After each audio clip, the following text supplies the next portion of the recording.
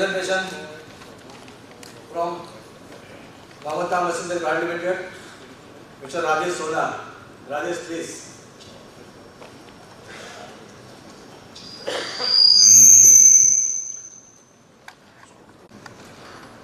Good evening, everyone. Came from Ramajana. So, welcome to Mamata Machinery presentation. So, this is where we work, and we would like all of you to visit us frequently to share ideas, to share knowledge, and take plastic industry together and contribute to it.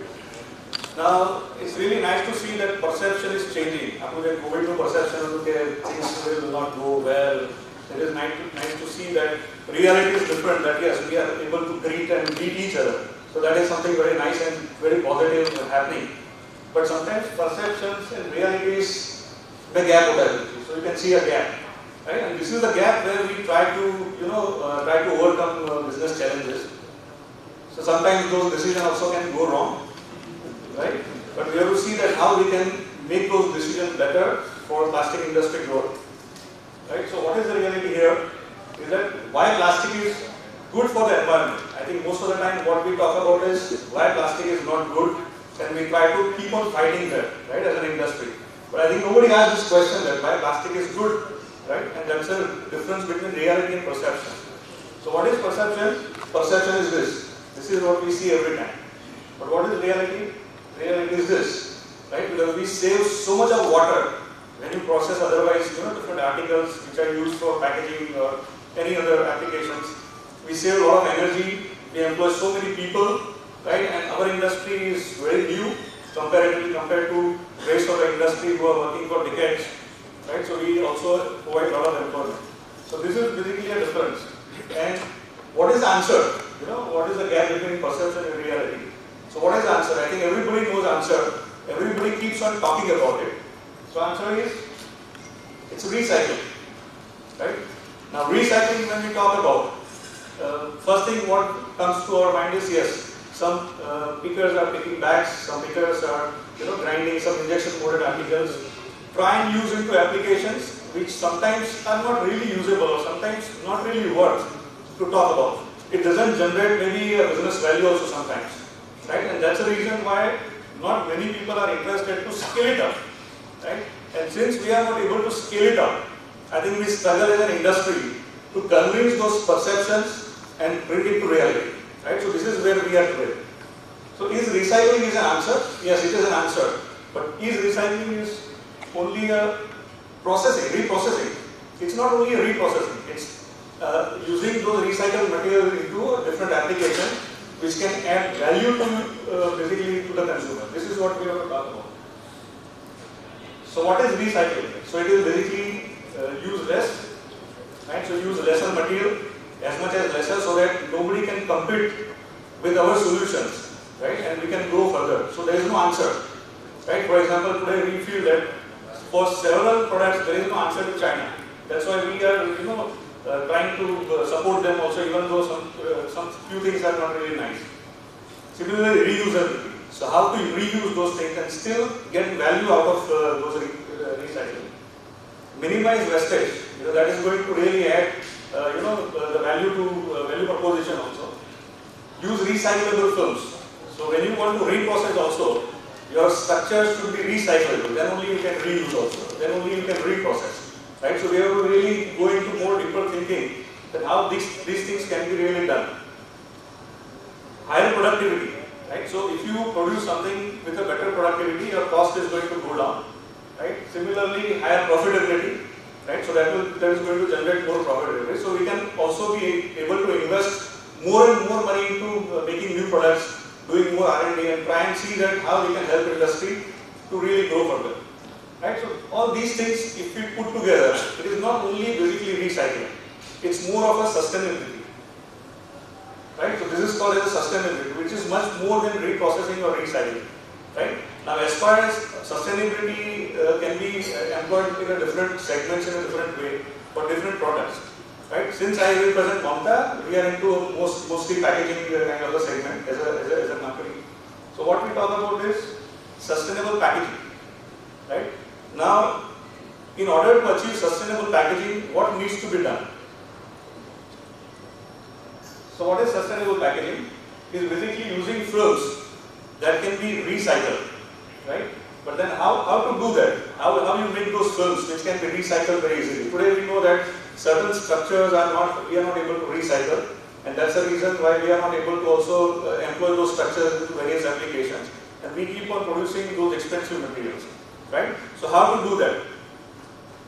So you have a blown film drying, right, which is from 3, 5, 7 and 9 layers. It can go beyond this also, but I think looking to our Indian perspective as of now, maybe we can stop at 9, right? So how to make these films, right? So you need the right equipment to make this kind of films, and it is not easy, believe me, because I think this subject has been tried for several years now, several people, and most of the applications are still in prototype stage. We are not really able to convert that into a scalable business aspect, right? So this is what is needed, that how to make films from 3 to 9. Then how to convert, because maybe you can make a film as a prototype, right? But then how to convert, because until and unless you convert those films into something usable packaging, I don't think it is again usable, right? It is done only on paper, right? So it is needed to be converted. So how to convert it, you need to know how to select my equipment, right? So that you can convert those things. So there are converting machines, so making different types of pouches for food application, for many other applications, right? But key thing here is when you want to recycle material, you need to have monomeric materials, right? Then only you can recycle. For example, if you are making a film out of polyethylene, it should be all PE film, then only you can use that film into another PE application, right? If you are using polypropylene, it should be polypropylene based, then only you can use into a different application. Of course, this is where we are today as an industry. Maybe in future we might have different solutions where different kind of structures also may be reprocessed in different applications. But you need a very good equipment basically to convert your films into packaging. Then end of line conversion. So once you make pouches, once you make pre-made pouches, now something has to be filled in, right? Now that is also a very important cost aspect. If you are making very cost-effective packages, if you are not able to fill it in a cost-effective way, the whole product becomes expensive, right? And this is what I was talking about.